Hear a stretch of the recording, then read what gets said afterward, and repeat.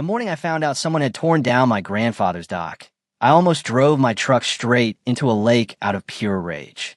I'm not proud of that thought, but if you've ever walked outside expecting to see something that's been part of your life for 30 years and found nothing but empty water staring back at you, then maybe you'll understand. One minute, I was carrying a cup of coffee down the shoreline like I had every Saturday for most of my adult life. The next minute, I was standing there frozen, trying to make sense of what my eyes were seeing. The dock was gone. Not damaged. Not partially collapsed. Gone. Like somebody had taken an eraser to a piece of my family's history. Now, if this had just been some floating platform I built a few years ago, maybe I would have cursed a little and started pricing lumber. But this dock wasn't that. My grandfather, Walter Hayes, built that thing back in the late 70s with borrowed tools and stubborn determination. My dad used a joke that the old man trusted that dock more than he trusted most people. Some of my earliest memories happened there. Fishing at sunrise, jumping into cold water with my cousins, watching thunderstorms roll across Silver Pine Lake while my dad sat beside me pretending he wasn't teaching me life lessons. That dock wasn't property. It was family. And now there were splintered boards floating near the shoreline like a body had washed ashore after a storm. I remember putting my coffee down on a tree stump because my hand had started shaking. The shoreline looked wrong. Fresh tire tracks cut through the mud. Deep grooves. Heavy equipment. Whoever did this didn't sneak in. They rolled in like they owned the place. I followed the tracks with my eyes, and that's when I saw it. Across the cove. The new resort. 3 months earlier, the land had been mostly forest. Then developers arrived with architects, consultants, survey crews, and enough money to make everyone in town think paradise was coming. They called it Cedar Ridge Retreat. Luxury cabins, waterfront dining, private marina, exclusive experiences, the kind of place that charged $500 a night, so people from a city could pretend they were roughing it. Now sunlight bounced off giant glass windows while jet skis zipped across the lake. And standing there, looking at my missing dock and their shiny new resort, I got a feeling in my stomach I couldn't ignore. Around noon, I got my answer. A black SUV pulled into my driveway. A man stepped out wearing loafers that had never seen dirt in their entire existence. Tall guy, mid-40s, hair perfect, smile rehearsed. He walked over like we were about to discuss landscaping options. "You must be Mr. Bennett." I nodded. "I'm Kyle Mercer, Operations Director at Cedar Ridge." "Okay." He glanced toward the water. "I wanted to personally address the waterfront structure that was recently removed." Recently removed.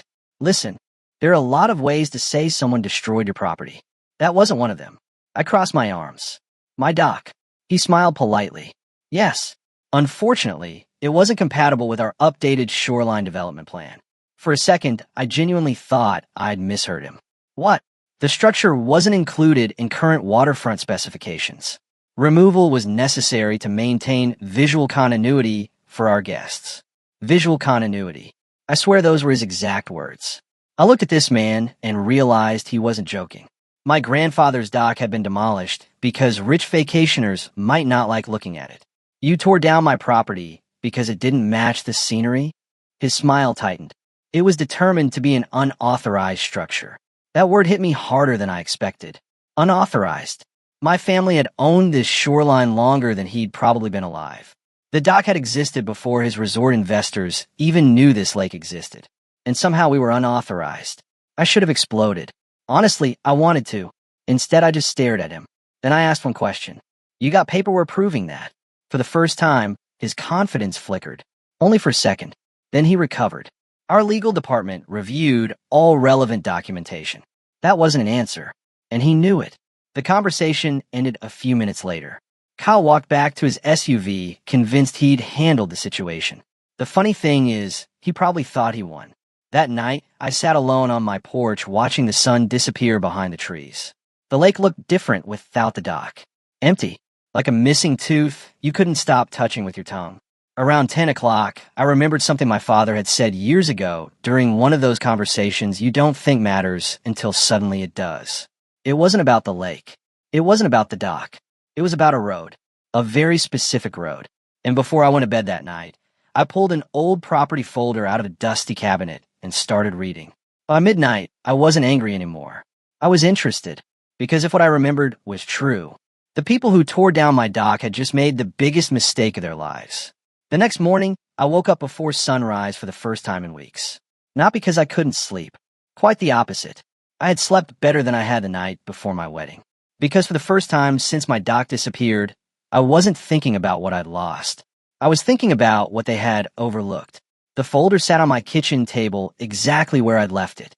Coffee in one hand, reading glasses in the other. I went through every page again just to make sure I wasn't letting anger invent facts.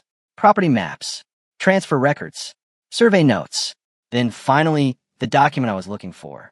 An access agreement signed nearly 6 years earlier. My father had been right. The final stretch of Timber Pass Road. The steep section climbing the ridge before reaching Cedar Ridge Retreat crossed our land. Not theirs. Ours. The developers had been granted temporary access during construction. Heavy trucks needed a route. Equipment needed a route. Everybody expected that eventually they'd negotiate a permanent easement. Apparently nobody ever finished that conversation. And somehow, after millions of dollars in development, dozens of meetings, lawyers, engineers, investors, and consultants, they forgot. I sat back in my chair and laughed. Not because it was funny, because it was unbelievable.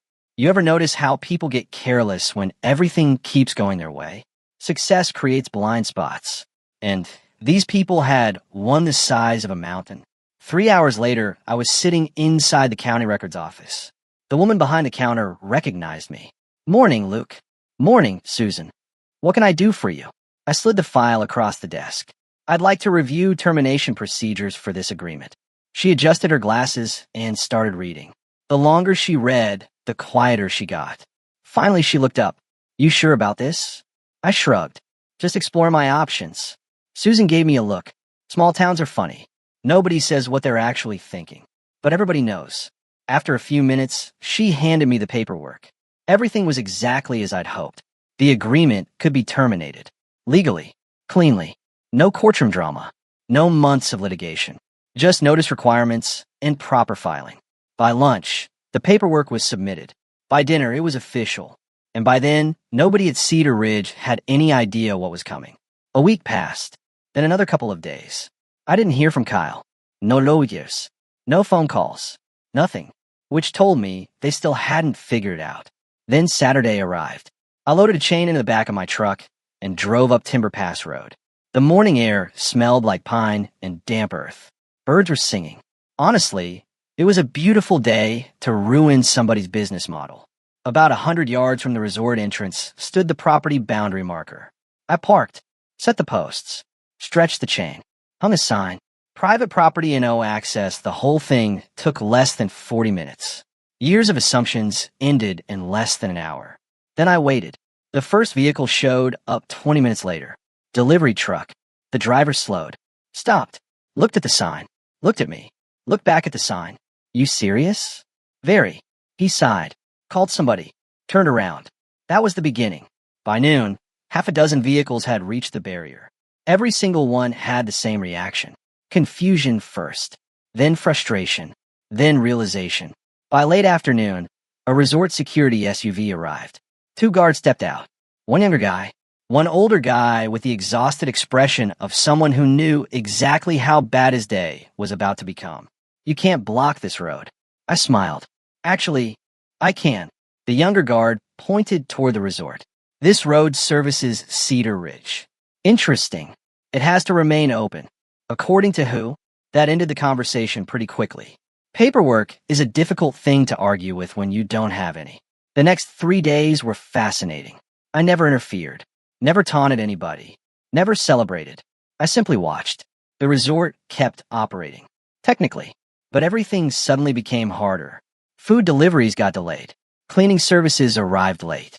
Maintenance crews got lost trying to navigate old forestry roads. Guests started calling the front desk, asking why their GPS was leading them into what looked suspiciously like the set of a horror movie. Then came the reviews. At first there were only a few. Beautiful location. Terrible access. Amazing lake views. Impossible to reach. Luxury resort. Third world road conditions. I shouldn't have laughed at that last one, but I did. The following weekend, I stopped by Miller's Diner for breakfast. Now, if you want to know what's happening in a small town, don't read newspapers. sit near retired men drinking coffee.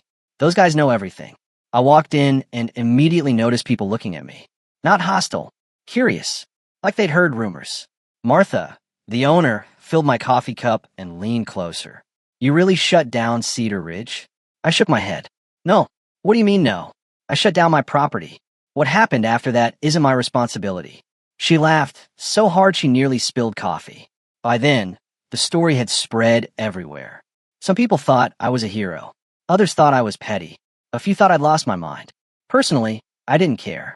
The only opinion I was interested in belonged to one specific group of people. The investors. Because investors don't panic when feelings get hurt. They panic when numbers change. And numbers were changing. Fast. About 10 days after the chain went up, I drove near the resort and noticed something new. Construction equipment. Survey crews. Engineers. Apparently, they were looking for alternative access routes. The problem was geography.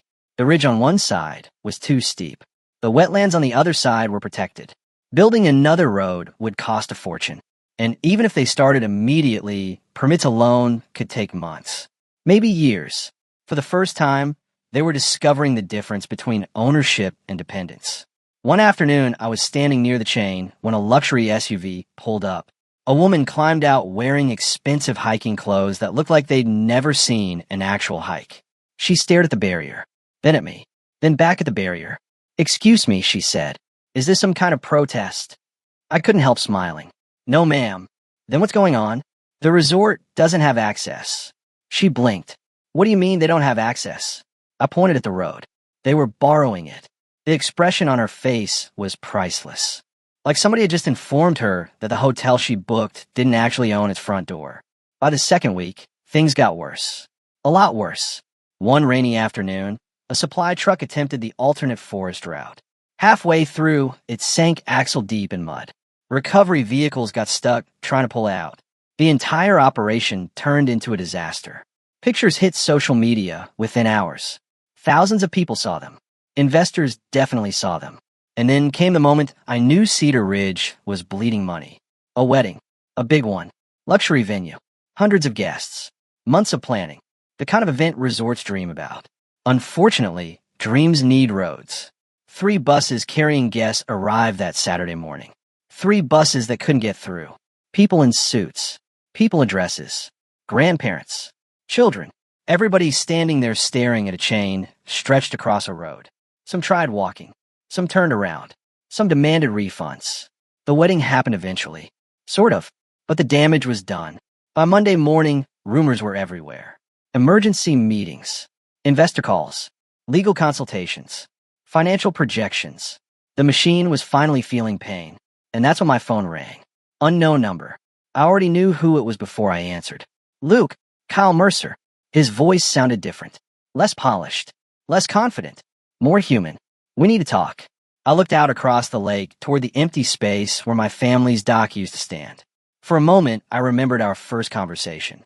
Unauthorized. Visual continuity. Removal was necessary. Funny how language changes when leverage changes. I leaned back in my chair. "What exactly do we need to talk about, Kyle?" The silence on the other end lasted just long enough to tell me everything. Because for the first time since this whole mess started, they weren't calling to explain. They were calling to negotiate. I told Kyle we could talk the following afternoon. Not at the resort. Not at some lawyer's office. At the lake. The same place where this whole thing started. The next day I got there early. The water was calm, the kind of calm that only shows up after a storm has already done its damage. I stood near the shoreline with my hands in my pockets, looking out at the empty patch of water where my grandfather's dock used to sit. A few minutes later, I heard footsteps behind me. I didn't need to turn around. I knew it was him. Luke. His voice was different now. Gone was the corporate confidence. Gone was the polished presentation. What stood behind me wasn't a man representing a luxury resort. It was a man carrying a problem he couldn't solve. I turned. Kyle looked exhausted. Dark circles under his eyes. Wrinkled shirt. No sunglasses. No smile. Funny how reality strips away status symbols. For a few seconds, neither of us spoke. Finally, he cleared his throat. "We'd like to resolve this." I've been waiting 2 weeks to hear those words. The strange thing was, I didn't enjoy it as much as I thought I would. Maybe because anger burns hot, but doesn't last forever. At some point, all that's left is the truth. And the truth was simple. This entire disaster never needed to happen. You mean you'd like your road back? Kyle looked away for a moment. That answer was enough. We're prepared to rebuild the dock. There it was. The first concession. Not an apology. A concession. We'll restore it completely, he continued. We'll cover all costs. I nodded slowly. Then I asked the question I'd been carrying since the day my dock disappeared. Who ordered it? Kyle's jaw tightened. The silence lasted several seconds. Finally, he sighed. It came from upper management. Because it was ugly? No. That surprised me. No. He shook his head. Then he said something I honestly wasn't expecting. Because one of our investors complained. I stared at him. What? Kyle rubbed the back of his neck. The dock showed up in promotional drone footage. One of the investors felt it made the shoreline appear less exclusive. I laughed. Actually laughed. Not because it was funny. Because it was absurd. My grandfather's dock had been erased because somebody sitting in a boardroom wanted a prettier video. All that damage. All those losses. All that chaos. Because somebody cared more about appearance than ownership. Kyle looked embarrassed saying it out loud. He should have. I took a deep breath and looked back at the lake. Then I finally told him what I wanted. First, the dock gets rebuilt exactly as it was. Done. Same dimensions. Same location. Same design. Done. Second, I want formal recognition of my waterfront rights filed with the county. A slight hesitation. Then another nod. Done. I turned toward him completely. And third, this was the important one. The road changes. Kyle's expression told me he already knew. You want a permanent easement. Correct. We expected that. Annual access fee. That got his attention. Not because he disagreed. Because now we were talking about permanence. The kind of permanence investors understand. The kind written into budgets. Contracts. Financial reports. For several seconds, he stood there doing math in his head. Calculating losses. Future risks. Alternatives. Eventually he exhaled. All right. Just like that. No argument. No negociation. No counteroffer. That was the moment I realized the fight was over. Because people only stop negotiating when they run out of leverage. We spent another hour discussing details. Lawyers would handle paperwork. Surveyors would verify boundaries. Engineers would oversee reconstruction. By the time we finished, everything was settled. Kyle started walking back toward his vehicle. Then he stopped, turned around, and surprised me one last time. You know, he said, when this started, I thought you were being unreasonable. I smiled. Only when this started. That actually got a laugh out of him. A tired one, but real. Then his expression became serious. We should have checked. Yeah. We should have asked. Yeah. We should have respected what was already here. That one hung in the air. Because it wasn't really about the dock anymore. It was about something bigger. History. Boundaries. Respect. The things people tend to notice only after they've crossed the line. A month later, construction crews arrived. Not demolition crews. Construction crews. And for the first time since all this began, I watched people build instead of destroy. When the dock was finally finished, I walked onto it alone just before sunset. The boards creaked beneath my boots. The water reflected gold and orange across the surface of the lake. For a second, I could almost hear my grandfather laughing. Maybe that sounds sentimental. Maybe it is. But some places hold memories so tightly that losing them feels like losing people. And getting them back feels like getting a small piece of yourself back, too. The resort survived. In case you're wondering, they didn't go bankrupt. The investors didn't abandon the project. The road agreement was signed. The fees were paid. Life moved forward. But something changed. Not just for them. For me. Because I learned something through all of this. Power isn't always visible. Sometimes the person with the biggest building has less leverage than the person with the smallest piece of land. Sometimes the strongest position in a conflict isn't money. It's knowledge. It's understanding exactly where the lines are when everybody else assumes they already know. Now here's the part that still divides people in town. Some folks think I did the right thing. They say Cedar Ridge created the problem and deserved every consequence that followed. Others think I went too far. They argue I should have accepted compensation immediately instead of shutting down access and letting the situation spiral. Maybe they're right. Maybe they're not. Honestly, even now I'm not completely sure. What I do know is this. The moment somebody decides your history doesn't matter because it's inconvenient to their plans, something important has already been broken. And if nobody pushes back, that kind of thinking only grows. So that's my story. A story that started with a missing dock and ended with an entire resort learning the difference between ownership and assumption. But now I want to hear from you. If someone destroyed something your family had built decades ago because it didn't fit their vision, what would you have done? Would you have taken the first settlement offer and moved on? Or would you have done exactly what I did and reminded them where the property line really was? Let me know down in the comments. Because trust me, this debate has been going on in my town ever since it happened, and I have a feeling it's about to start all over again right here.